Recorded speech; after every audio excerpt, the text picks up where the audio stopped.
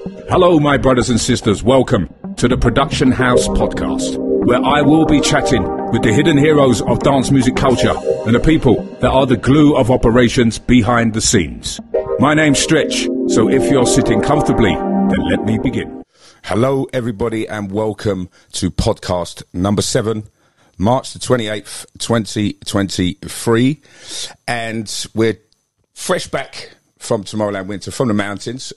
We have podcast number 6, which hopefully you'll be seeing by now. And but today, I'm with an absolute legend. One of my pals that I call Kiddo.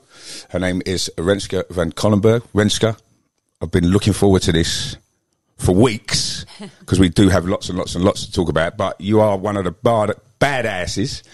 Did I say that in an American accent? You're a badass. DJ, host, presenter. Thank God you're not an MC, otherwise I would be completely out of a job. Wonderful to have you. We've got lots and lots to talk about. So basically, start from the beginning. How you got yourself into the industry and how you got to where you are now. Thank you, first of all, for having me and for the beautiful introduction. You're quite badass yourself. Thank you, darling. So how do I? Yeah, it started off with passion, basically. I never thought I would have a career in music, basically, because I was such a purist. So, but I was always there. From the start, when I was already taking dance classes as an 8-year-old, and electronic music hit the Netherlands. I was sold. So I was just a very passionate electronic music lover, and I never only went out to just have fun. I really needed to hear my favorite DJs, and that's it. I was traveling when I got my driver's license, because I'm from the south in the Netherlands. I used to go to Germany, Belgium, even flew to London to hear Sasha play, or go to Amsterdam. I just, my festivals were always scheduled out. Like, if James Holden would play at 2 p.m., I would be there at 2 p.m. at Dance Valley or whatever. So this is basically how it started. I never thought I would have a career in music. I literally rolled into it. Like, people invited me years ago.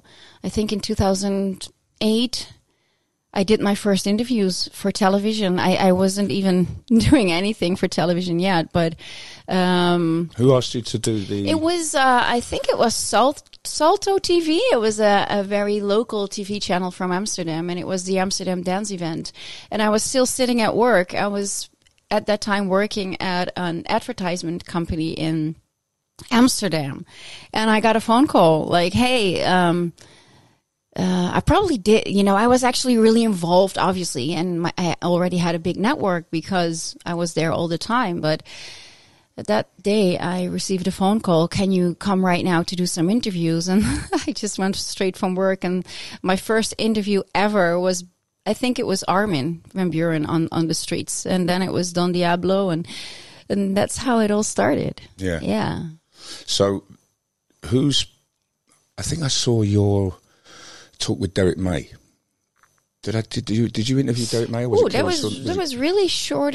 Well, a short interview. I interviewed him once during the Detroit 25 panel in Amsterdam, because it was 25 years back then that Detroit Techno had his first records, I think, coming out. That's why the Amsterdam Dance Event has, arranged a panel. And all the guys were there: Kenny, Derek, Kevin, Juan, Carl, like all the Detroit guys were there. But I don't know if you saw that one, because I don't even know if that interview is out. I'm pretty sure I don't think I listened to the interview, to be fair, but obviously because it was only a short one. But I remember seeing you sitting across from Derek, thinking like, God, what a place to be right now.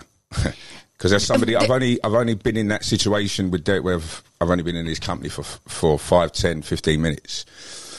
And I can see the guy's so intelligent. I just want to pick his brain. And, eventually, hopefully, with Team 15, we can happen to sit down and talk to people like that. Because I get excited by sitting across from people who've got lots to talk about. And especially from our industry, Derek May, originator. Who's been your favourite person to sit down with? Oh, there's not a favorite. I learned they're all inspirational people. I have the same, like you. I'm really sincerely interested in people. In all kinds of people, not just artists. It's just that I work in the music industry and we share a similar passion. We're creative minds, and I can learn so much from all these brilliant minds, basically. Obviously, there are a few interviews that are very close to my heart. I remember years ago interviewing Boy George. He was in Amsterdam to do not a DJ set, but he was literally like, singing the Karma Chameleon kind of stuff. And I was like, I need to interview him. And I did everything myself. I didn't work for a company or whatever. And I got a yes to interview him. And I think there was only like a Dutch commercial TV channel that had the chance to interview him as well. I got 10 minutes. And he basically ended up, we spoke for more than an hour. He also didn't want to stop speaking. It was a really, really nice interview. Fella. Yeah. And he suddenly said, we need to stop now because, I need to save my voice. But yeah, there are so many amazing moments with amazing people. So when did the DJ start? That was another invitation, basically. Again, DJ Siren. Right? Yeah. Such a purist. So never thought of myself as a DJ. But obviously, when you're so passionate about music, you start playing records at home. And because records. Of my... Did you hear that? Records. She used to play records. MP3s or whatever. Discs. The discs. Oh yeah, I did burn all the CDs and everything. Yeah. So people started to also ask me to help them out with lineups because I know artists, but there's no way that I'm going to be an in-between person pretending to be a booking agent and then trying to get an artist with a big discount for you. That's just not how I roll. That's what people tried. Oh, you know him and her and I know them, but it's real talk like that. Real talk. But I think it was 2010 or 10 probably, where there was a little new club opening up who doesn't exist anymore. But these people were like literally, they had no clue about dance music. So they asked me and I was like, yeah, okay, I'll help you guys out, because it was not like, maybe you can get Carl Cox for 10K. No, of course not. It was more like I could really put people that I know, like, not like the superstar DJs that are actually happy, to be playing at that club. So, and then they asked me, do you want to be part of the lineup? Do you want to warm up for these guys? And I was like, well, yeah. Why not? And within 2 years, I was playing in 2013 already with Fatboy Slim for Pitong's party at Ushuaia and with Kenny Larkin in Miami. And I was like, is this happening? But again, I was quite self-sabotaging because I'm such a purist, and I had a hard time seeing myself as one of their colleagues. And maybe also because I'm female and, I thought it was... Do you feel intimidated at all? Not intimidated.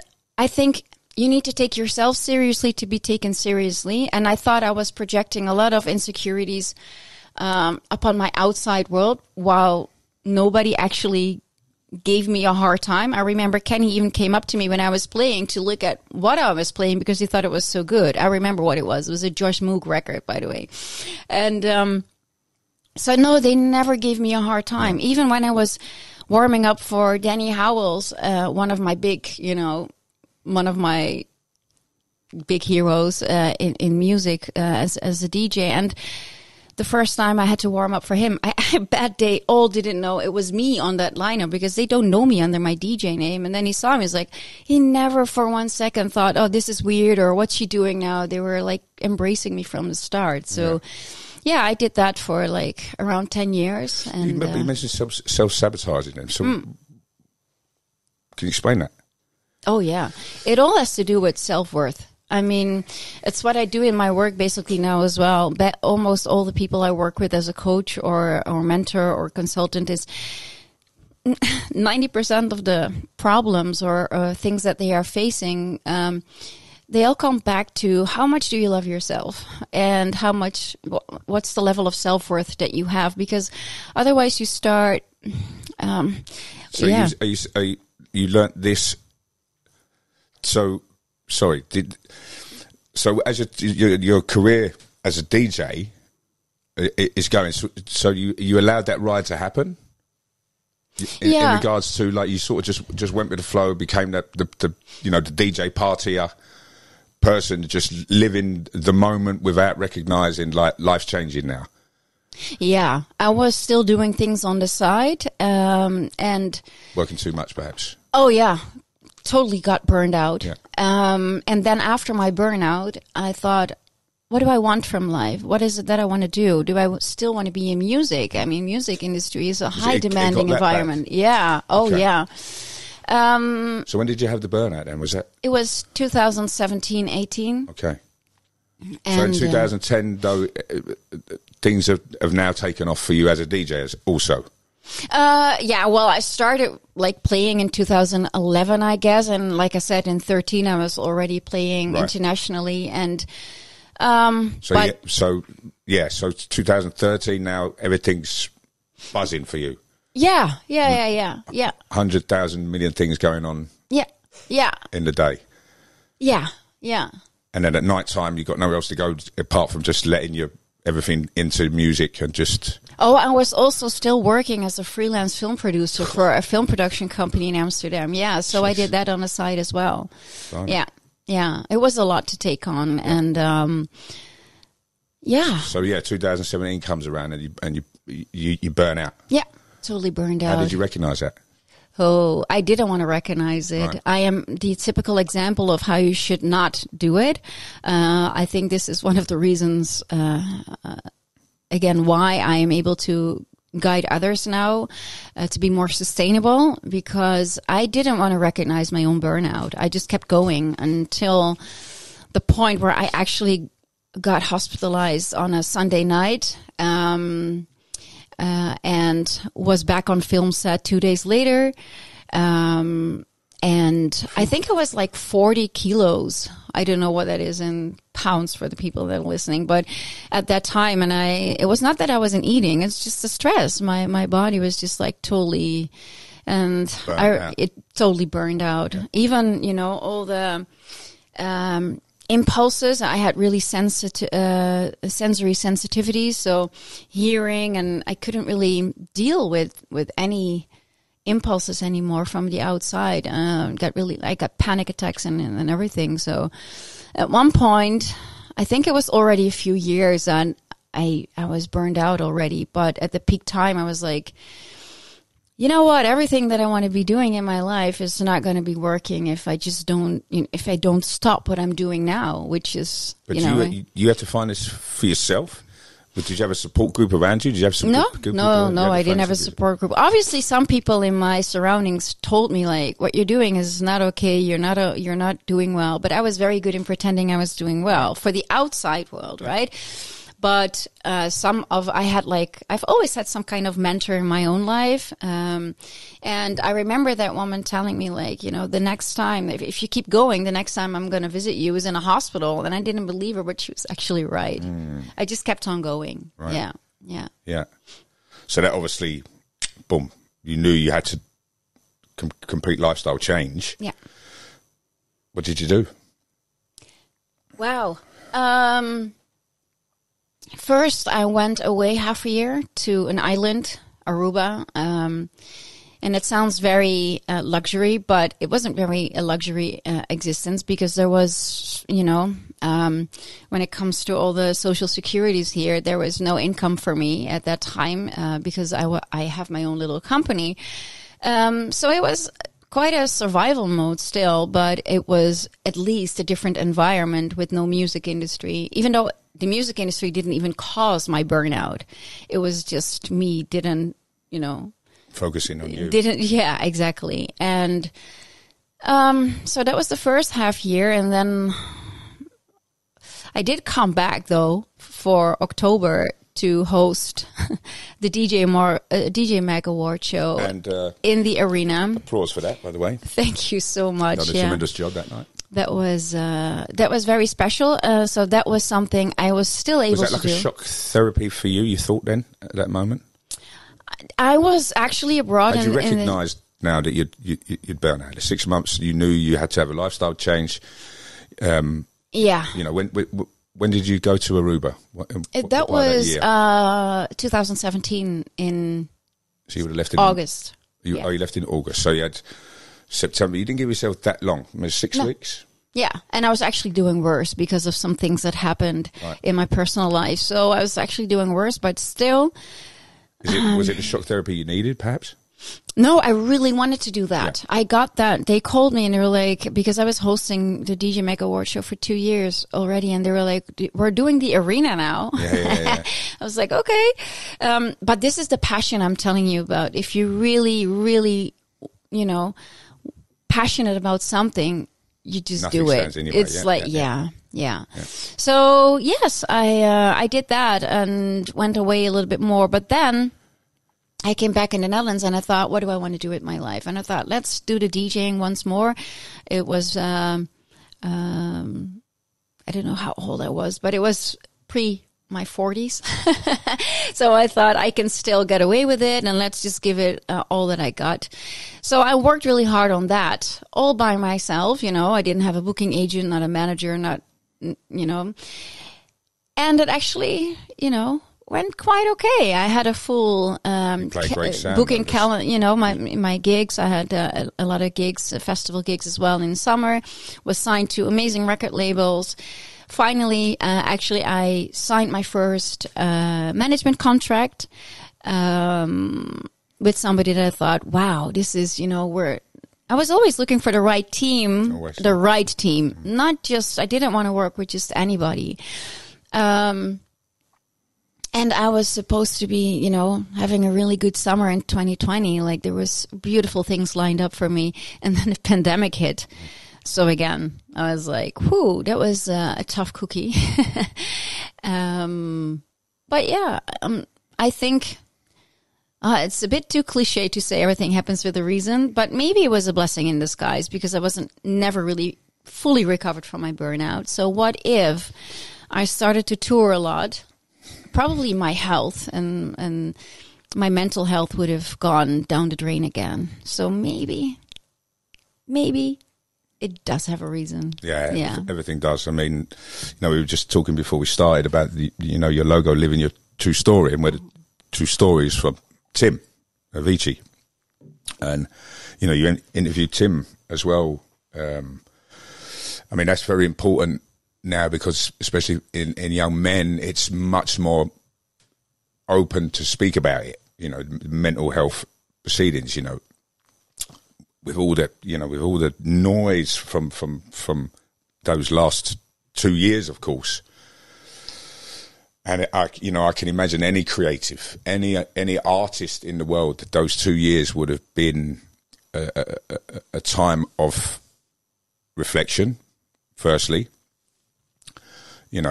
Definitely one for searching for every level of your life. But still today, it's still very, very important that now people like you are stepping forward and taking it upon yourself to guide people just on mental health. I mean, your Instagram recently has just been fantastic. Just knowing what I know now at my age, being born in 81, and I have two daughters, and we try to be as honest as necessary. Yeah. You know what I mean? But still, people are not that easy to ask questions. How do you try to persuade people to come forward and be assertive in trying to find yourself? How do you now go about that? Obviously, knowing what you know, but still trying to guide people in doing that. How do you do that now? I do different things. I used to work as an event moderator already, and I still do. People still, conferences around the world still ask me to host panels, but now it's mostly panels around mental health. Yeah. I also speak about it, so I do keynotes about, like coming Saturday, I'll be speaking at the SAE Institute in Cologne about mental health for young students. So that was also my first mission. Obviously when Tim died, but, more people have committed suicide in our industry, or more people are struggling. The pandemic helped, with opening up about, talking about mental health issues. But, created even more worry within that, though, didn't you? Because more you realise that everybody's going through it. Yeah, everybody's struggling. Yeah, and that's that. I think that's for me what's happened is like everybody's. There's certain levels of consciousness, and when you understand only truth and love can rule, everything else falls into place, and then you realise that like you don't need the noise. Worry about yourself, control what you can control, and then it will make your life easier. It's not going to be easy. It's going to make your life easier. Yeah. How did you find that moment? Well, I think first and foremost, the most important thing is to really know yourself. We are all wired differently as human beings. There's, for example, there are two groups of people, very roughly, there are very highly sensitive people, but also there are people that are, not affected really by their environment. They have less sensitive stress response systems than the very sensitive, more introvert people, who are oftentimes also very creative people. So they end up in high demanding industries, like in music industry, for example. So instead of thinking that you should be dealing with the same stressors the same way as everybody else in the music industry or in life whatsoever, look at how you are built. I've always felt a little bit more sensitive, a lot more sensitive. I couldn't deal with not a lot of sleep. I couldn't really deal with, with the DJ lifestyle at all, especially, and it was also probably one of my protection mechanisms. Thank God I knew I would be too sensitive to take a lot of drugs or alcohol or whatever, so I didn't, It's just really important to know. Also, childhood traumas play a big role in how you grow up as a person. I did a lot of research about this, and so we all know the club of the 27 Club. These are deceased stars that died at 27 due to suicide, substance abuse, or risk-related behavior, and 80%, because we tend to think that it's just the music industry. It's the pressures, they couldn't deal with the fame, whatever.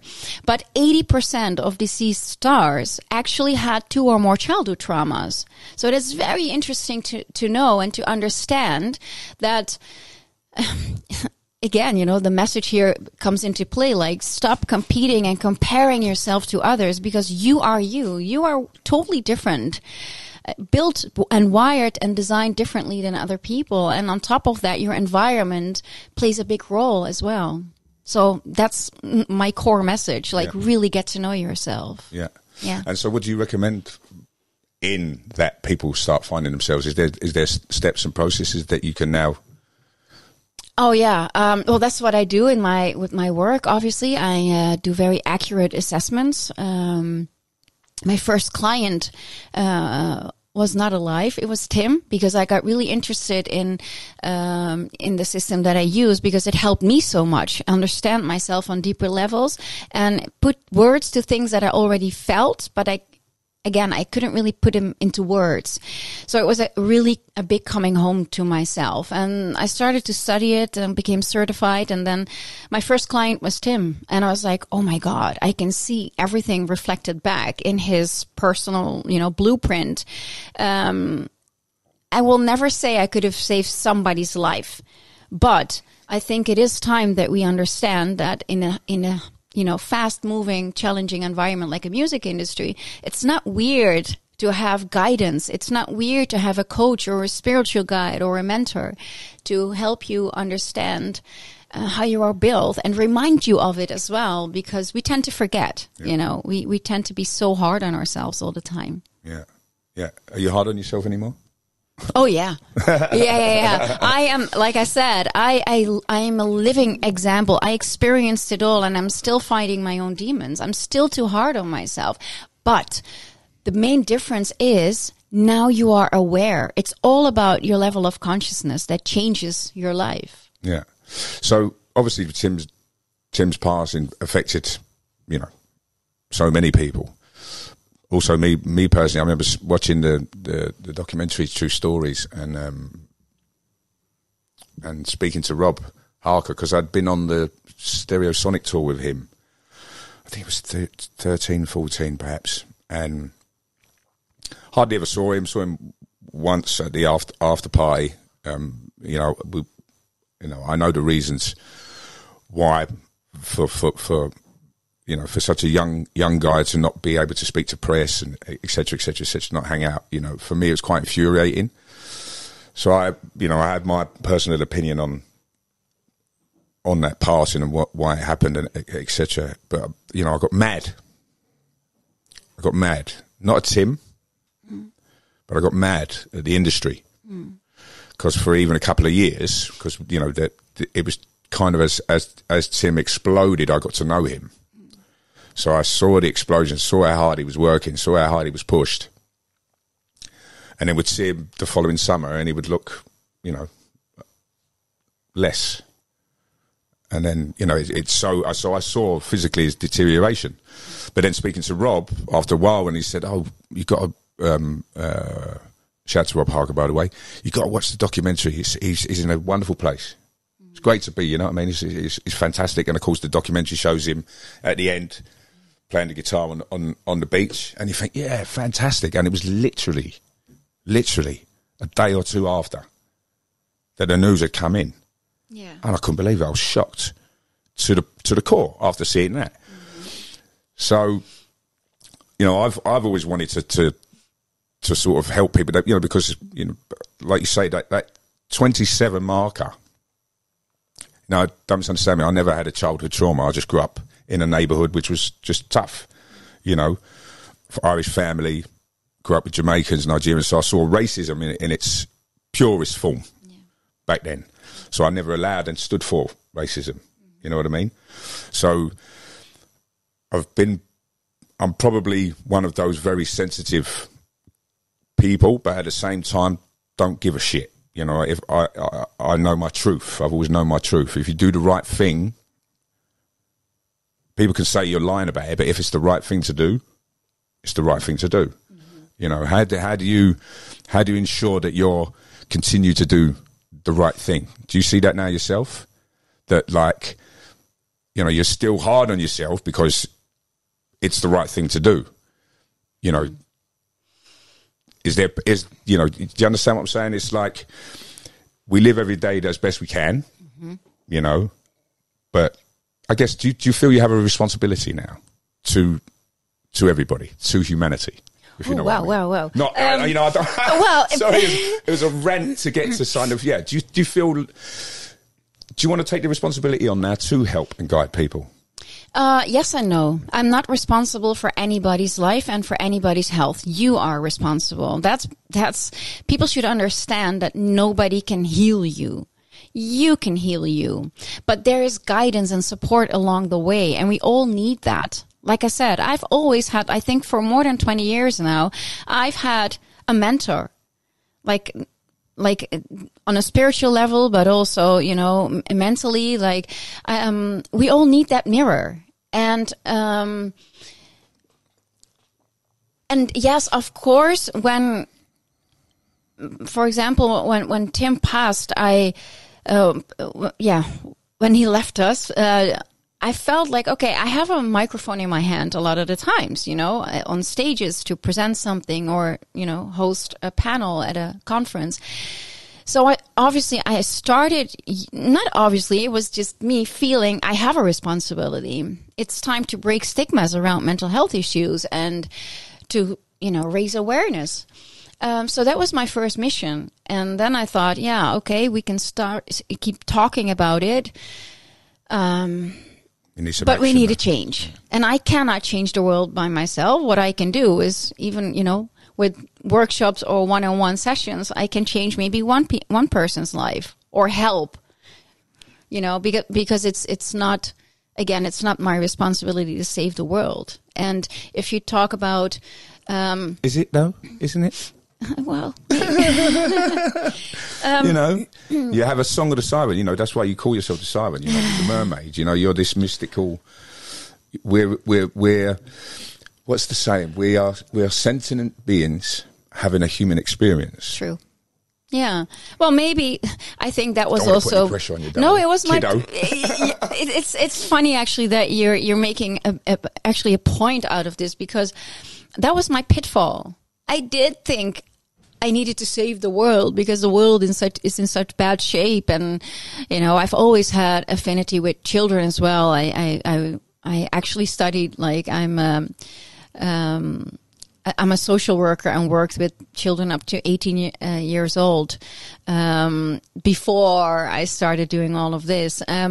So I've always thought, okay, I wanted to do projects around the world for children and music and the combination and everything. And then I thought, wow, you know what? How do you change the world? Is by changing yourself. That's like the biggest lesson I've learned. You really, really have to start with yourself first. Yeah. Yeah. I mean, yeah, that's the key to life in itself, isn't it? Yeah. At least having a happy life, because trying to find yourself, to be fair, took me 39 years. Yeah. And you're 40 now, right? Yeah. But no, I'm 51 now, but it took me 39 years. And to be fair, I still really didn't find myself. My wife helped me find myself. Yeah. So the guidance, it was the guide that I needed. I needed that support to find myself, for sure. I mean, there was a point where I was happy I made it to 30. And then you get to 40, and you think, holy shit, this is life. Where are you on your personal journey? Right now, you mean? Well, I'm a human being, so it goes with ups and downs. I am every day grateful for the people that reach out to me for my guidance, or that's literally what keeps me going. My connection with others and being of some kind of service. But that doesn't mean that my life is perfect. I mean, one of my biggest, allergies I have is social media influencers and business coaches who tell you, buy my course and your life will be amazing. It gives me shivers, basically, because they're selling an illusion. Snake oil. It's the same as, Coca-Cola selling you something, or McDonald's selling you basically like poison and making you believe it's good for you. So, just don't believe those people that I'm not saying that they cannot be happy or whatever, but, someone once said, if you see it advertised, you don't need it. Yeah. Yeah. Yeah. So it's a strange one, that. So musically, yeah. DJing. Production, of course, as well. Yeah, I kind of stopped that during the pandemic because I told my manager, who I actually just recently, before the pandemic, has signed a contract with. I was like, oh my God, I'm on survival mode now, because I was still, recovering from not having income because of my burnout. And I was like, oh, what do I do with my life now? Am I going to be able to do groceries, or am I going to produce music because? And also my respect to all the producers out there, because I started producing because I thought this is what is needed, right? For people to take me seriously, to be part of the game. It's not because I really enjoyed being in the studio, especially not on my own. So in the end, I really worked with a producer in Berlin to finish my tracks and to. So I was always artistically involved, but I just didn't like, I'm not this, this, again, respect to all the music producers out there, because I think it's amazing what they do, and they make the world a better place. They really do with their music. So yeah. And obviously, because I started studying a lot and working as a coach and consultant, I was like, I have to make a choice. It's not that I totally banned music from I will never ever be able to do that. I still do gigs, but I will not be at the same level anymore, because I'm not able to give it my full focus anymore. It's not my top priority anymore. Yeah. Are you hosting anything for this summer? Have you got plans for? Well, you say you're doing a conference in a couple of days, right? Yeah. Where's that, in Germany? Yeah, it's in Cologne. Is it in Sprechen Sie Deutsch? It's going to be in English. Okay. Yeah. So ein bisschen, aber nicht gut. Yeah, because I mean, English is your second language, of course. You're Dutch, but obviously a lot of Dutch people have good German. So I thought maybe you could be. Yeah.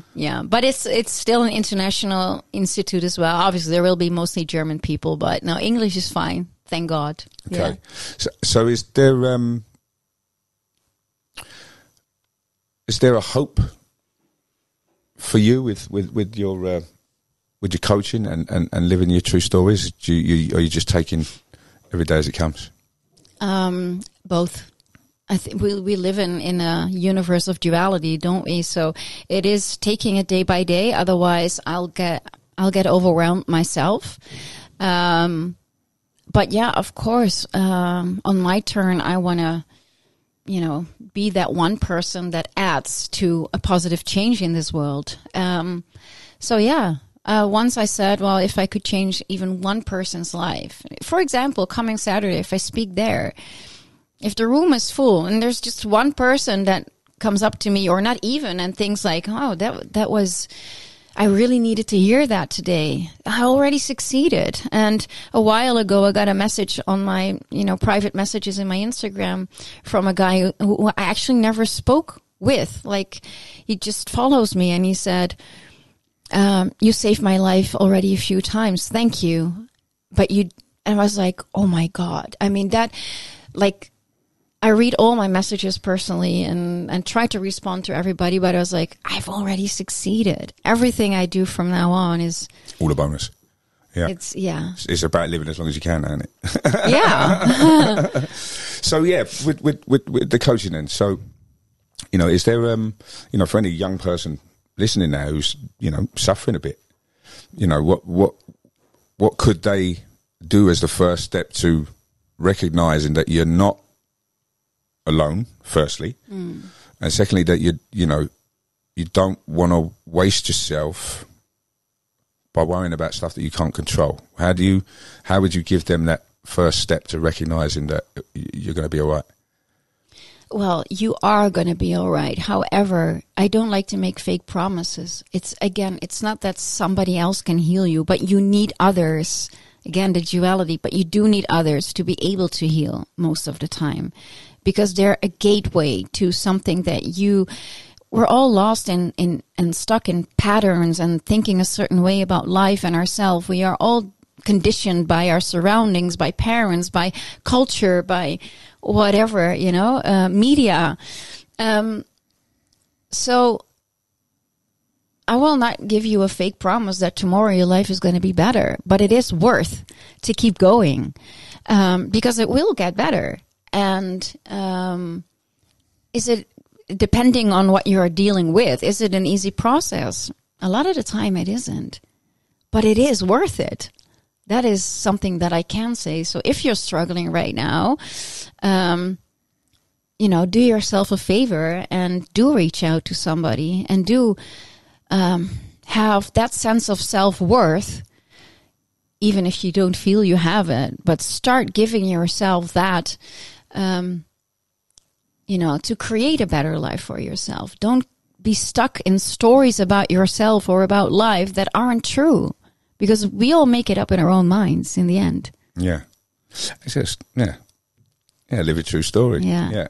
Well, I mean, we're writing our story every day, and it's wonderful. Shout out to Mum, by the way. It's just be nice.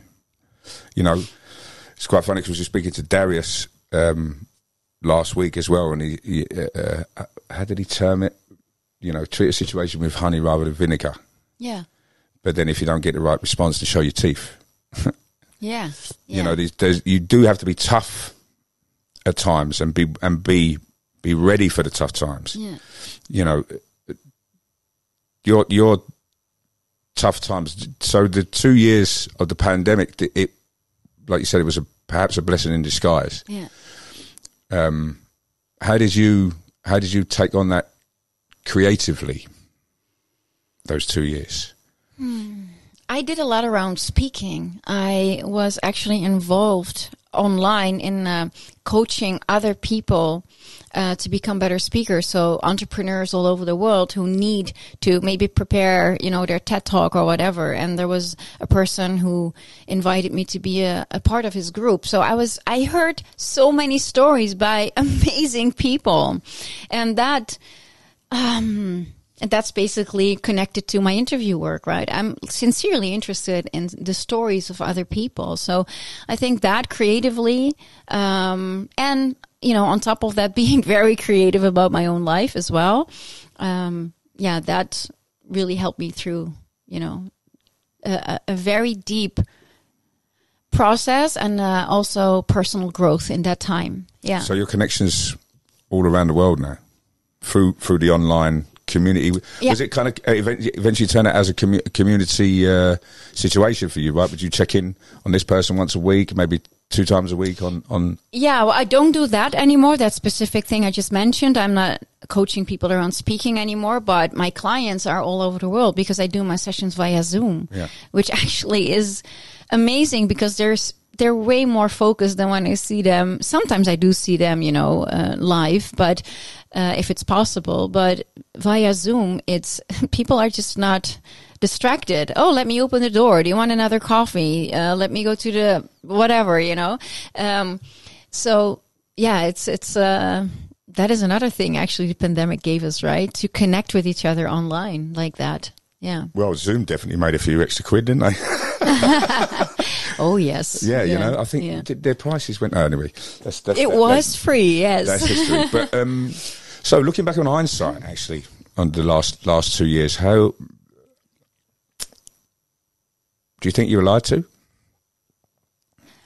Sorry, what was the question? Do you think you were lied to the last of 3 course. years? Yes, of course. We're being lied to, you know, for hundreds of years already. And that to me is not a surprise because I was already doing a lot of research for like over 20 years. I mean, governments. Yeah. I mean, yeah. Yeah. From the start, I had my big question marks about, you know, if they really would have a message of health or a message of how can I gain a lot of money from people that are experiencing a pandemic right now. And yeah, so of course we're being lied to. I mean, if you turn on your television, I don't care if it's about a pandemic or not, you're being lied to because, you know, information is just a one-sided, you know, it comes from a one-sided source of information most of the times. So that's that's what I believe. No, I believe you. I'm with you on that. But that's what I'm saying. So how has that affected you personally? I stopped watching the news because, every news channel and talk show and everything was only about that one thing. And I was like, yeah, okay, I know we are, you know, not in a good place right now, maybe, but my mental health definitely benefited from just not watching the news. And I was never really. Some people are addicted to news, right? I used to be. Yeah, I used to be. I never had that. But I'm also not afraid to miss anything because, you know, in conversations like this or on the street or whatever, a friend, the most important things you do know, you know, you will know. It's not that you're living in a box under the ground or anything. So, yeah. So, yeah, but how do you deal with the herd mentality, knowing that people don't know what we know. How have you been dealing with that side of things? I Or have you just approached kind of that. turned that frustration off? Oh yeah, because I'm not helping myself and the others. I have, I think it's all about what's the right word for this? I don't know. It's just like, everybody is dealing with life in their own ways, right? And I think there are as many truths out there as there are human beings. We all shape our story, our truth, depending on what we see and hear and what resonates within us. And I think that's one thing that I do think. We are conditioned to operate from our minds, and we forget to live from our intuition, which is way more important. It's way more important, and it's actually stronger. However, we live in our minds, and in my work with clients, people that work with me know that I'm going to help you decondition to operate from your mind, because this is really not where we should be operating from. Yeah, because it's fear. It's fear, and your intuition knows the way. Yeah, I think once you discover you've nothing to fear. No. When you discover that, it's like it's just another layer just disappears of reality. Yeah. To understand that, listen, if you're going to be an arsehole, you're going to get a comeuppance, you know what I mean? And, if you're going to do something stupid, then you should be fearful of the repercussions. Yeah. But if you're trying your best, for want of a better term, staying in your lane and being the best that you can be fearless in that. Yeah. That's what I've come to recognise, if you're going to hurt people, it's only going to come back on you. Yeah. Probably 100-fold if you're an arsehole. So, that's why I've admired you from afar, because you've been fighting your own personal battle, and at the same time trying to raise your consciousness and winning. And for a young woman, that's probably 10 times harder than it is for a younger man. The girls might lean into each other a little better, and knuffles, tears, tea, wine, and get shit out on the table. But that's not who you are. No, I don't have that. That's what I mean. So, that's what I'm saying. So, like I say, I've admired you from afar, from who you are and where you've come and what you've been through. So look into the future. What do you want to see for yourself in the future? What would you like to be heading towards? Well, I think you already pointed out a big part of how you can be more sustainable, because, fear, it's not that I live a fearless life. I'm human, but you can override your fear by staying, and this is the magic word, integrity. If you live with integrity towards yourself, first and foremost, stop pleasing other people. If you live in integrity towards with yourself, and you can look in the mirror every night and go to bed like, whatever the situation is, I did my best, or I looked at it from different perspectives, and this is all I could do to make it better. And then you can go to bed with a peaceful mind, because I think that's the key to go forward in life. So for me, the future, I'm a person that is unlike maybe the business coaches, and I don't want to bash anyone. I mean, you can bash people. There are amazing business coaches out there, right? There are, but I'm not a person that has everything scheduled out until the end, because as life has shown me, beautiful things and unexpected things happen. Also less beautiful things, but is it less beautiful? So a pandemic, wow, that was a big thing, but in the end, I made the best out of it. How we started this conversation, I was asked to start doing interviews. I've been all over the world to do that. I spoke with hundreds of amazing artists. Touring as a DJ, I didn't expect myself doing that. So I'm open for whatever comes. Now I do this. I probably keep doing that. but will it evolve? Of course. I don't know into what, because I really want to stay open to whatever comes on my path and use my intuition instead of just my mind. What feels good to me? Is this the way that I need to be going right now? So, yeah. Wonderful. Fabulous. So, a few on-the-spot questions. Yes. Is there a drum roll here? Yeah. There will be for you in your head. Who's been your longest interview? Longest? Probably Boy. You mean like in time-wise, the interview? Probably Boy George. Yeah. Was that recorded? Can anybody? Oh, maybe for a podcast that I was doing also. But I think for my work that was probably Boy George. Is that recorded anywhere? Do you still have that in your Yeah, well, there are some tiny episodes of it. It's years ago, so now we'd probably do it a lot different. But it's probably somewhere on YouTube, like long ago, like edited. Do you look back on stuff? No. Me neither. But is there moments like that you were very, very proud of, and did you peak and you thought, yeah, I did a good job there? Oh, well, I've always thought I could do better when you look back, but that's also because I'm a perfectionist, and you know what? It's also good to think that, because you keep improving yourself. And if we if you hold ourselves back until the time we are perfect and then step out in the world, then you better stop living right now, because it's never going to be perfect, right? So just live and learn, fall and get back up again. Well, I never screwed up. Like that's, because you never screwed up. You never did. You never did. Well, I'm waiting there.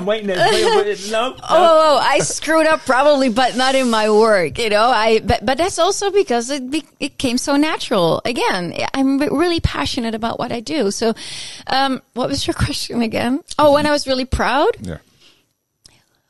Well, obviously, I've been proud when I was 40 kilos, super burned out, and present a show in front of 30,000 people in Amsterdam. Yeah, of course. Could I have done better? Probably, yeah. I mean, I was burned out, but I did it. And I didn't have any complaints, It was the year after I was still asked to do a show, so I didn't screw up big time, right? Some other, there are so many moments I've been, I wouldn't say so much proud of, but I keep close to my heart. I was in Ibiza, I think it was 2012, doing some interviews. And I remember there was a camera guy who was like in his 20s, and he knew all the electronic music artists, right? So, and I had an appointment with Carl Cox, who I have interviewed a few times before in my life. And I do respect him a lot, but there was Nile Rodgers. And I was like, ooh. That's a once-in-a-lifetime chance, And again, I don't have anybody that works for me. I don't have an assistant. So he was surrounded by a lot of people. And I was like, I have to do this now. So I said, Niall, not knowing what kind of personality he had, right? Maybe he would be like, what the F are you? So I said, and he was really friendly. And I said, do you maybe have, I thought like he has hundreds of interviews lined up. And said, do you maybe have time to have a little chat on camera? Oh yeah, sure.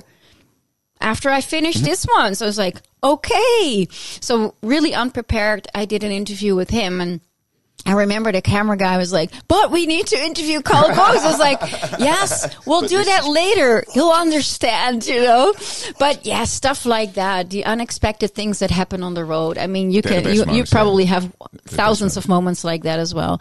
And then meeting Georgia Moroder in the same weekend and having a nice chat with him. I mean, yeah, of course, those are beautiful things. Did you do Miami? Did you work with the Miami Music Week for a few years? I did the Ultra interviews for Can You Feel It, the movie that was shot in 2011. Oh, that was you behind there with Charlie. Yeah. Yeah. Okay, compliments. Mad. Okay, it's going to be a hard one for you. This one. Oh, this is with the real drum roll. Your favourite DJ to date? Oh, I was able to answer that when I was younger. Now I can't. I have respect for so many. Okay, so from the 90s, who was your favourite DJ from the 90s? Before any of these Dutch superstars? Yeah, how about that? Before any of the... I think, I don't know, I've always respected Laurent Garnier very much. It's difficult to name one. Sasha, definitely one of the people that I've been... Would you give yourself more to progressive or to techno? I was very much in the progressive corner, especially in the beginning of the 2000s. Your DJing was that sound as well? No, my DJing was more to techno because I'm very much influenced by Detroit and dub techno. So I did a lot of house gigs as well, but eventually, especially after my burnout, I decided I want to be more towards techno, which I think is stupid. Why would nowadays we need to have a label? That's crazy, I mean, right? when Laurent Garnier started, or I don't know, Derek May, they would have played disco and whatever and funk and whatever in their sets, right? So, but yeah, difficult question. There's many. Laurent Garnier is up there, Sasha's up there. Definitely. Yeah, there's probably a lot that I forget to mention right now, but yeah. Favorite producer then? Ooh, back in the days, definitely a big influence on me, James Holden. And right now, again, so many, right? Probably when I drive home after this interview, I'm going to be like, oh, that one and that one. Well, that's the next question. What are you listening to in the car right now? In the car, I don't actually listen to electronic music, yes, but not so much to techno or anything. I listen to... Nobody listens to techno, do they? Nobody listens to techno. What do I listen to? A lot of dub influences. Do you play reggae music? Yeah, sometimes. Not. Could you put a set together? A set. Serious question. I have been asked, but I did some dub mixes, more dub techno mixes, and one is on my SoundCloud with all the classics in it. And then Eric Cloutier, who lives in Berlin, he's from Detroit, said, "Oh, I'm this dub, so we should combine and make a mix together, like a 2-hour." And it's been, we've planned that already for 2 years now. We didn't start yet, but so I don't want to promise anything, but it's a good idea. No, well, I've been speaking with some old people, and we're sort of maybe going to go back to the foundation and try and get a reggae festival going. Oh, that's amazing! Create our own sound system, and invite the people that can put a different twist to dub reggae. You know what I mean? Yeah, definitely. So, amazing. Yeah, for me, it's like my big inspiration is like Mauricio Basic Channel, and it's really the old like dubby techno stuff, and Detroit as well. Yeah, it's yeah. Where's your favorite place to visit? Probably the place that I haven't been yet. Well, it can't be your favorite place to visit, then, can it? Because I don't know. There's so much still to discover for me. Aruba, definitely. You mean like a place in the world, where you've been? Well, Aruba has. You'd like to go back, as it's your favourite place. You only had a short time there, maybe, perhaps, but you if you had a chance, boom, I'm going there for 3 weeks, 3 months. Well, right now it would be Aruba because I have a lot of friends that live there, and it's just away from everything. It's a small island. I know it very well. It's sunny. And it's quiet. I like quietness as well these days. So, yeah. But again, there are probably many places that I haven't visited. Well, yet. Next question: Where's the top 3 places that you would want to? Didn't really think of that. Probably somewhere South America or Central America. Like, during the pandemic, I've worked with some guys in Guatemala around mental health, and obviously it would be nice to visit them as well and see the country. I think it's such a beautiful place. Believe it or not, never been to Asia really, so that could be an option as well. Africa, I don't know. I'm going all over the world, literally here, why but not? Yeah, why not? Why not? Yeah. Any invites? Give us a shout. Yeah. So, what's your job description? if I could ask? I think it's really hard, again, to put a label, like with the DJs, you know, it's like, oh, you're what, a techno or a house DJ? Why can't they play both? But I would say coach and consultant. Yeah. Because, but every client that I work with, I approach in a very unique way because everybody is unique. So every trajectory is very specific. I just see what's needed, basically. And, but I would definitely say that, you know, if somebody is struggling with a real addiction, for example, I'm not giving medical advice. That's something I can help you. You know, I have a very holistic way on health, on approaching, a process as well. But, it's because I have healed myself from a lot of things, like physical illnesses, because doctors couldn't help me anymore. And I was searching for 5 years, and in the end, it was a childhood trauma that my body just, was holding. So, definitely, would say something like this to my clients as well. Like, it's oftentimes what we're dealing with and what we're trying to get rid of are the symptoms. You want to get rid of the addiction, you want to get rid of the pain, but what is underneath? But I would, I do work with clients that are, seeing either a psychotherapist or they are at the AA end, come to me as well. So, yeah, I would never fully focus on the addiction, for example. There are specialists for that. Yeah. Well, before we go then, can you give me 3 tips to help with a daily mantra? A daily mantra. A nice 3 tips to create a mantra within those tips. So just give me the 3 tips rather than the mantra. Or maybe we can make a mantra up after this. I have one, basically. I believe that we all have a certain baseline. And a baseline in music it's like the bones are to our body. It brings structure upon which everything, rides upon, the melody and the chords and the harmony. So your baseline of yourself exists of 4 notes that are really important. It starts with being authentic.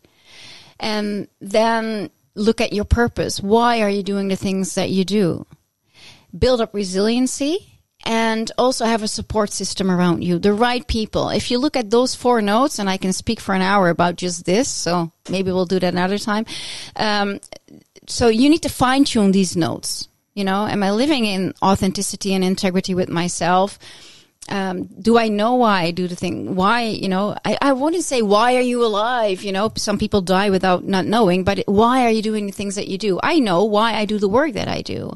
And that keeps me going in hard times. It makes you more resilient already. So the resiliency is like, maybe, you're a touring artist, and instead of, drinking too much booze and wake up at 12 a.m. just before in time to go to the airport, why not, start doing sports or and skip the booze.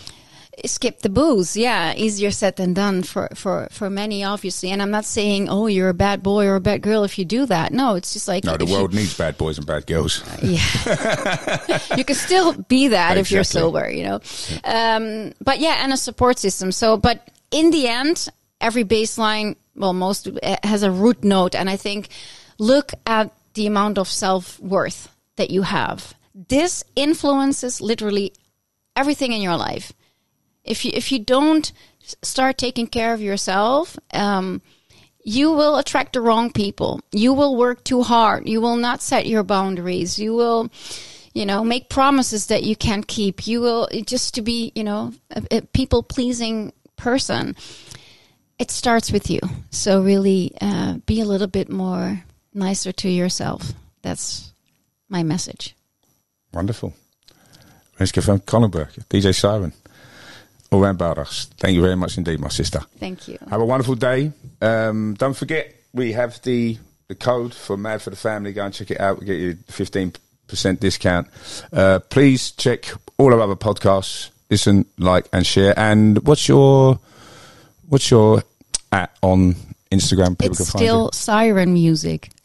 Siren Music. Yes. Okay, there you have it. Listen, like, and share. Thank you very much. Cheers, darling. Thank you.